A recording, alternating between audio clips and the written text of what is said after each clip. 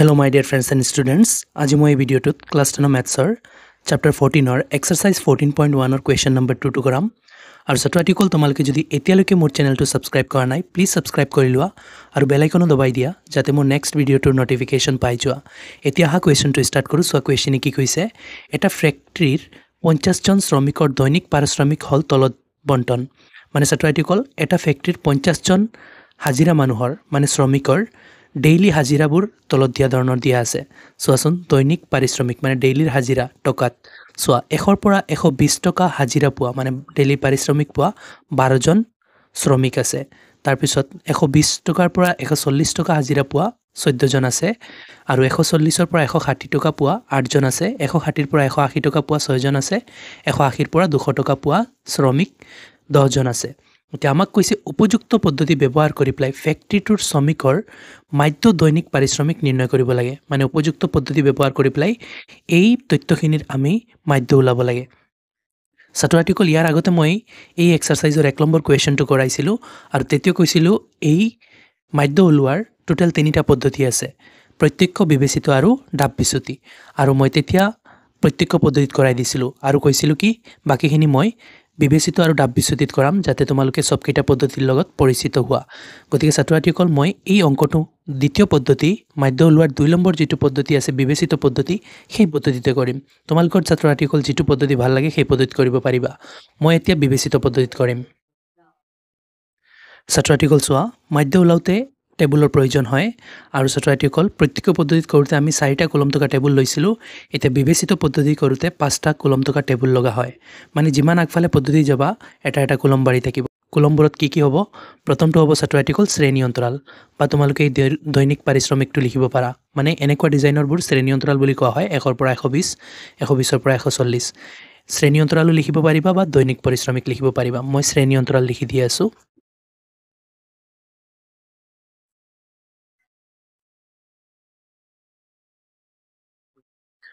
শ্ৰেণী অন্তৰাল লিখিলো তাৰ পিছত ছাত্ৰছাত্ৰীসকল এই শ্ৰেণী অন্তৰালটোৰ পৰা আমি উলাব লাগিব শ্ৰেণী সূচক যেটো শৰ্ট ফৰ্মত xi বুলি লিখা হয় তাৰ পিছত ছাত্ৰছাত্ৰীসকল এই যেটো দিয়া আছে এটো কি এটো হৈছে বাৰংবাৰতা এটো লিখিব লাগিব আৰু বাৰংবাৰতাক fi ৰে লিখা হয় আৰু ছাত্ৰছাত্ৰীসকল এতিয়া আমি বিবেচিত পদ্ধতিত কৰিম গতিকে di উলাব লাগিব এটো di ৰ কাৰণে এই লাইনটো ৰাখিছো di মই বুজাই আছো কি বস্তু তাৰ পিছতে ছাত্ৰছাত্ৰীসকল আমি পূৰণ কৰিব লাগিব প্ৰত্যক্ষ পদ্ধতিত আমি fi xi পূৰণ কৰিছিলো এতিয়া নতুন আহিছে di গতিকে fi di পূৰণ কৰিব লাগিব বিবেচিত পদ্ধতিত fi di পূৰণ কৰিব লগা হয় ছাত্ৰছাত্ৰীসকল di উলোৱাৰ সূত্ৰ হৈছে xi - a মানে ছাত্ৰছাত্ৰীসকল এই xi লাইনটোৰ পৰা মানে xi প্ৰতিটো ভ্যালুৰ পৰা আমি a মাইনাস কৰি দিলে প্ৰতিটো di উলাই আহিব আৰু a কি মই আগফালে দেখুৱাম এতিয়া ছাত্ৰছাত্ৰীসকল আমি এই টেবুলৰ পৰা এই টেবুলটো ফিল কৰি লও ছাত্ৰছাত্ৰীসকল শ্ৰেণী অন্তৰাল কি দিয়া আছে 1 ৰ পৰা 120 1 ৰ পৰা 120 তাৰ পিছত 120 ৰ পৰা 140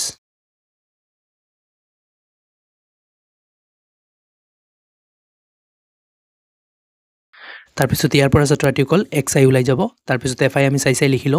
সো লাইন বাই লাইন বহুৱাব লাগিব 1 ৰ পৰা 120 ৰ তলত আছে 12 গতিকে 1 ৰ পৰা 120 ৰ লেভেলত লিখিব লাগিব 12 ছাত্ৰছাত্ৰীসকল লেভেল মিলোৱাত তোমালোকৰ অসুবিধা হলে এনেকুৱা খাৰি পাতি লবা খাৰি পাতি পেলাই লাইন দি পেলাই তোমালোকে লিখি লবা অসুবিধা নাই তাৰ পিছত 120 ৰ পৰা 140 ৰ তলত 14 তাৰ পিছত ইয়াৰ তলত 8 এটো লেভেলত হ'ব 8 তাৰ পিছত ইয়াৰ তলত 6 ইয়াৰ লেভেলত হ'ব 6 তাৰ পিছতে ইয়াৰ তলত 10 লাষ্টৰ লেভেলত 10 এতিয়া আমি ইয়াৰ পৰা xi উলাইলো ছাত্ৰছাত্ৰীসকল মই আগতো বুজাইছিলো আগৰ কোৱেশ্চনত xi কেনেকা উলাই xi মানে শ্ৰেণী সূচক আৰু শ্ৰেণী সূচক উলোৱাৰ সূত্ৰ হৈছে ছাত্ৰছাত্ৰীসকল শ্ৰেণীৰ উচ্চ সীমা প্লাস নিম্ন সীমা ডিভাইডেড বাই 2 যেনেকুৱা প্ৰথম শ্ৰেণীটোৰ উচ্চ সীমা হৈছে 120 মানে ডাঙৰটো 120 তাৰ পিছত নিম্ন সীমা মানে সৰুটো প্লাস সৰুটো হৈছে 100 ডিভাইডেড বাই 2 এটো হৈছে xi উলোৱাৰ সূত্ৰ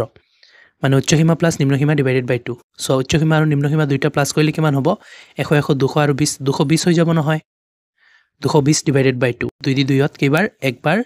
2ত একবাৰ 0ত 0 বাৰ তেন ছাত্ৰছাত্ৰীসকল চোৱা ইয়াৰ শ্ৰেণী সূচক ওলাইছে কিমান 110 তাৰ পিছত এনেকুৱা ছাত্ৰছাত্ৰীসকল আমি বাৰ পাতি পেলাই নকৰিম আমি মনে মনে কৰি লম উচ্চ সীমা প্লাস নিম্ন সীমা ডিভাইডেড বাই 2 মানে উচ্চ সীমা আৰু নিম্ন সীমা যোগ কৰিম আৰু 2 দি ডিভাইড কৰিম 2 দি ডিভাইড কৰিম মানে আধা কৰি দিম ছাত্ৰ আৰ্টিকল তেনেহ'লে এই দুইটা যোগ কৰিলে কিমান হ'ব 100 100 200 আৰু 40 আৰু 20 60 260 260 আধা কিমান হয় 130 হৈ যাব মানে 2 ৰে ডিভাইড কৰিছো আধা হৈ গৈছে তাৰপিছত ইয়াতে ছাত্ৰ আৰ্টিকল 100 100 200 আৰু 60 আৰু 40 300 মানে তোমালোকে যেনেকুৱা পাৰা ছাত্ৰ আৰ্টিকল যোগ কৰি প্লাই আধা কৰি ল'বা বা 2 দি ডিভাইড কৰিবা নহলে এনেকুৱা সিস্টেমেটিকলি কৰিবা সো 300 হৈ গৈ আছে দুইটা যোগ কৰি প্লাই আৰু 2 ৰে ডিভাইড কৰিলে 300 আধা 150 হৈ যাব তাৰপিছত ইয়াতে ছাত্ৰ আৰ্টিকল 100 100 200 আৰু 60 আৰু 80 মিলি প্লাই 140 340 340 ৰ আধা 170 হৈ গৈছে তাৰপিছত ছাত্ৰ আৰ্টিকল ইয়াতে 380 380 ৰ আধা 190 হৈ যাব এনেকুৱা ছাত্ৰ আৰ্টিকল তোমালোকে যি টেকনিক লগাব পাৰা এনেকুৱা শ্ৰেণী সূচক ওলাই ল'বা তাৰপিছত ছাত্ৰ আৰ্টিকল ডি কি আছিল xi মাইনাছ a তেনেহ'লে কেনেকুৱা হ'ব ছাত্ৰ article di equal xi so xi প্ৰতিটো লাইনত বদলি থাকিব গতিকে xi ঠাইত মই xi লিখি লওঁ তাৰপিছত মাইনাছ a টো ছাত্ৰ আৰ্টিকল কনষ্টেণ্ট সকলো কাৰণে সেম হ'ব সোৱাচোন কোনটো ছাত্ৰ আৰ্টিকল সোৱা ইয়াতে মিডিলৰ লাইনটো তোমালোকে বিচাৰি ওলাবা যেনেকুৱা সোৱা 1 2 3 4 5 এইটো লাইনটো হৈছে নহয় মিডিল আৰু এইটোৰ শ্ৰেণী সূচকটোই হ'ব a ছাত্ৰ আৰ্টিকল মনত ৰাখিবা এই মিডিলৰ শ্ৰেণী অন্তৰালটোৰ শ্ৰেণী সূচককেই a বুলি কোৱা হয় তেনেহ'লে a হৈছে এই কোৱেশ্চনটোৰ কাৰণে 150 ইয়াতে আমি 150 বহুৱাই দিম সো ছাত্ৰ আৰ্টিকল xi টো চেঞ্জ হৈ থাকিব গতিকে xi লিখিলো আৰু 150 টো এই গোটেই কোৱেশ্চনটোৰ কাৰণে a হৈছে 150 গতিকে এট ঠাইত 150 লিখি দিছো এতিয়া সব মনে মনে আমি xi ঠাইত এই সংখ্যাবোৰ নি বহুৱাম আৰু 150 মাইনাস কৰিম যি হয় এইটো হ'ব di যেনেকুৱা সব প্ৰথম লাইনত আছে 110 xi ইয়াতে মনে মনে xi ঠাইত 110 বহুৱা 110 ৰ পৰা 150 গলে কিমান হ'ব সোৱা যেটো বাদ দি আছো এইটো ডাঙৰ 150 আমি মাইনাস কৰিব লাগে মাইনাসৰটো ডাঙৰ তেনেহলে 110 ৰ পৰা 150 গলে কিমান হ'ব 40 হ'ব মানে মাইনাসৰ 40 মানে 150 ৰ পৰা 110 বাদ দিছো 40 হৈছে আৰু ডাঙৰটো সমহত মাইনাস আছিল মাইনাস তাৰপিছত ছাত্ৰ আৰ্টিকল 130 নি আমি xi ঠাইত বহুৱাম xi ঠাইত 130 তে 130 ৰ পৰা 150 বাদ দিব লগা হৈছে এইবাৰো সোৱা বাদ দিব লগাটো ডাঙৰ মানে মাইনাসৰ ডাঙৰ হৈ আছে 130 ৰ পৰা 150 গলে কিমান হ'ব 20 হ'ব মানে মাইনাসৰ 20 150 ৰ পৰা 130 গলে 20 হয় ডাঙৰটো সমহত মাইনাস সেই হিচাপে মাইনাস এতিয়া নি ছাত্ৰ আৰ্টিকল 150 বহুৱাই আছো 150 বহুৱালো xi ঠাইত 150 ৰ পৰা 150 গলে কিমান হ'ব 0 হৈ যাব তাৰপিছত এতিয়া 170 বহুৱাই আছো xi ঠাইত 170 বহুৱালো 170 ৰ পৰা 150 গলে এইবাৰ ছাত্ৰ আৰ্টিকল ডাঙৰৰ পৰা সৰু মাইনাস হৈ আছে গতিকে প্লাসৰ আনসাৰ হ'ব 170 ৰ পৰা 150 গলে 20 হ'ব তাৰপিছত 190 বহুৱালো x ৰ ঠাইত 190 ৰ পৰা 150 গলে কিমান হ'ব 40 হৈ যাব এতিয়া সোৱা এয়া ওলাই গৈছে এনেকুৱা ওলাই di নহলে ছাত্ৰ আৰ্টিকল তোমালোকে এই কোৱেশ্চনটো প্ৰত্যক্ষ পদ্ধতিটো কৰিব পাৰিবা এনেকুৱা প্ৰবলেম হলে এতিয়া সোৱা আমি fi di পূৰণ কৰিম এয়া হৈছে fi এয়া হৈছে di সোৱা পূৰণ কৰি আছো সোৱা ছাত্ৰ আৰ্টিকল পূৰণটো সোৱা এইটো প্লাসৰ হেতু মাইনাসৰ প্লাসে মাইনাসে আগতে চিন পূৰণ কৰি লবা মাইনাস তাৰ পিছত 12 4 গুণ কিমান 48 ইয়াতে ছাত্ৰ আৰ্টিকল 4 নাছিল 40 আছিল 0 এটা আছিল গতিকে আনসাৰটো 0 এটা হ'ব মই ছাত্ৰ আৰ্টিকল এনেকুৱা পূৰণ কৰিলো তোমালোকেও এনেকুৱা কৰিবা তেতিয়াহলে টাইমবোৰ বাচিব তাৰ পিছত ছাত্ৰ আৰ্টিকল ইয়াতো এটো প্লাসৰ হেতু মাইনাসৰ প্লাসে মাইনাসে মাইনাস 14 দুগুণ 28 হয় ইয়াতে 2 নাছিল 20 আছিল 0 এটা আছিল গতিকে আনসাৰটো 0 এটা হ'ব তাৰ পিছত 8 0 গুণ 0 তাৰ পিছত 6 দুগুণ 12 ইয়াতে 2 নাছিল 20 আছিল 0 এটা আছিল গতিকে আনসাৰটো 0 এটা তাৰ পিছতে সোৱা 1 4 গুণ 4 ইয়াতে 1 নাছিল 0 এটা আছিল গতিকে আনসাৰত 0 ইয়াতে 4 নাছিল 0 এটা আছিল গতিকে আনসাৰটো আৰু এটা 0 4 হৈ গৈছে মানে 10 40 গুণ 400 এতিয়া ছাত্ৰ আৰ্টিকল আমি ইয়াৰ পৰা কিছুমান যোগফল ল'ব লাগিব যোগফল ছাত্ৰ আৰ্টিকল কাল ল'ব লাগিব মই প্ৰত্যক্ষ পদ্ধতি কৰোতে কৈছিলো সব কেইটা পদ্ধতিত fi ৰ যোগফল লাগিব গতিকে ইয়াতো বিবেচিত পদ্ধতিটো fi ৰ যোগফল লাগিব আৰু যোগফলক আমি কেনেকৈ লিখো সিগমা আৰু কাৰ যোগফল লাগে fi ৰ গতিকে সিগমা fi মানে যোগফল fi এতিয়া এইকেইটা যোগ কৰিম ছাত্ৰ আৰ্টিকল কোৱেশ্চনটো আমাক কৈছিল 50 জন শ্ৰমিকৰ তথ্য তেনেহ'লে ইয়াতে 50 হ'ব লাগিব দেখোচোন 50 হয় নেকি একক এককৰ লগত যোগ কৰিম দহক দহকৰ লগত 2 4 6 6 8 14 14 আৰু 6 20 20 আৰু 0 20 20ৰ 0 হাতত থাকিল 2 এতিয়া দহক যোগ কৰি আছো 1 2 3 আৰু হাতৰ 2 মিলি প্ৰায় 5 50 ঠিকই আছে এতিয়া ছাত্ৰ আৰ্টিকল আমাৰ লাগিব fi di এই লাষ্টৰটো সদায় লাগে আগতে আমাৰ fi xi লাগিছিল পূৰণফলটো লাগিছিল এতিয়াও পূৰণফল লাগি আছে কিন্তু ইয়াতে fi di ইয়াতে তো fi xi নাই তাহলে সিগমা মানে যোগফল কাৰ fi di এতিয়া ছাত্ৰ আৰ্টিকল সোৱা ইয়াতে কিছুমান বস্তু আছে মাইনাছৰ কিছুমান আছে প্লাছৰ গতিকে আমি মাইনাছৰটো সেপাৰেটলি টোটাল কৰিব লাগিব আৰু প্লাছৰটো সেপাৰেটলি টোটাল কৰিব লাগিব কাৰণ ছাত্ৰ আৰ্টিকল প্ৰথমতে মই মাইনাছৰ কিটা যোগ কৰি আছো কিমান হয় 0 0 যোগ কৰিলে 0 ছ 10 10 লগত 8 8 16 16 ৰ 6 হাতত থাকিল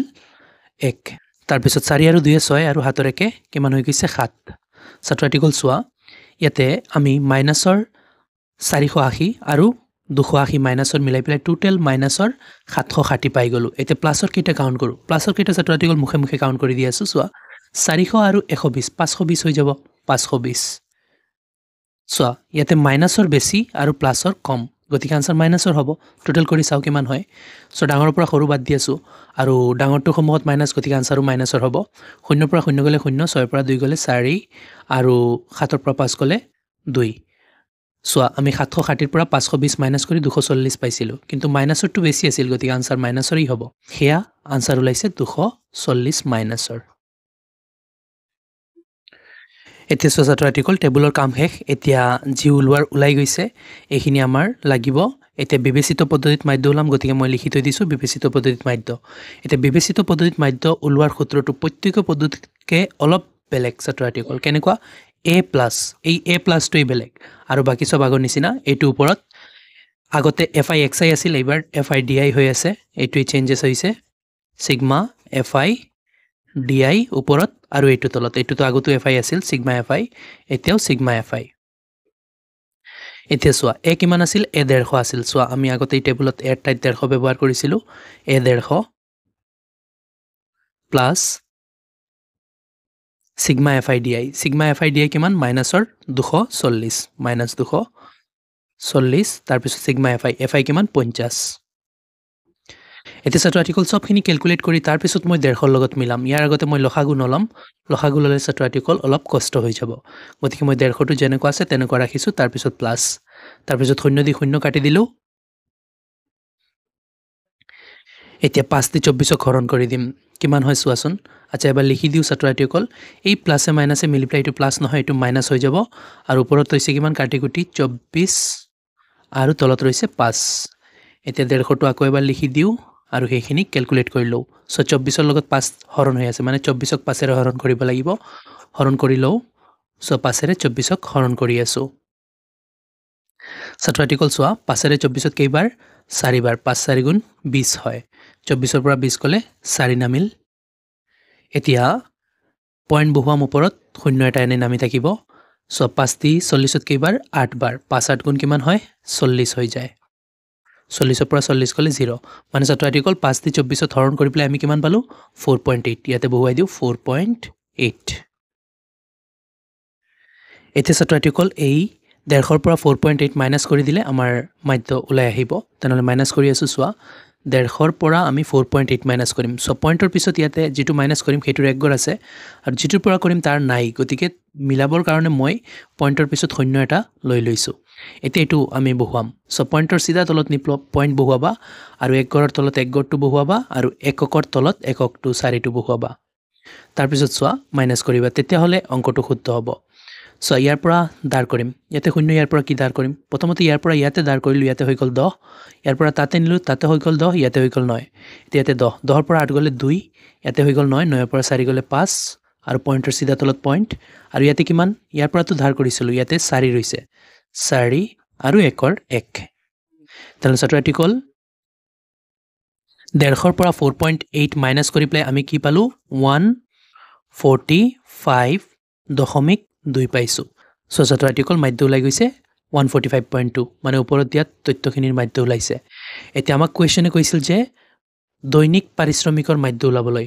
তেনেহলে এয়া হৈছে দৈনিক পাৰিশ্ৰমিকৰ মাধ্য এবাৰ লিখি দিও ধুনিয়াকে সো ছাত্ৰ আৰ্টিকল লিখি লৈছো এতেকে ফ্যাক্টৰীটোৰ শ্ৰমিকৰ মাধ্য দৈনিক পাৰিশ্ৰমিক 145.2 টকা এয়া যে 145.2 টকা ওলাইছিল ছাত্ৰ আৰ্টিকল আমাক এনেকৈ কৈছিল যে ফ্যাক্টৰীটোৰ শ্ৰমিকৰ মাধ্য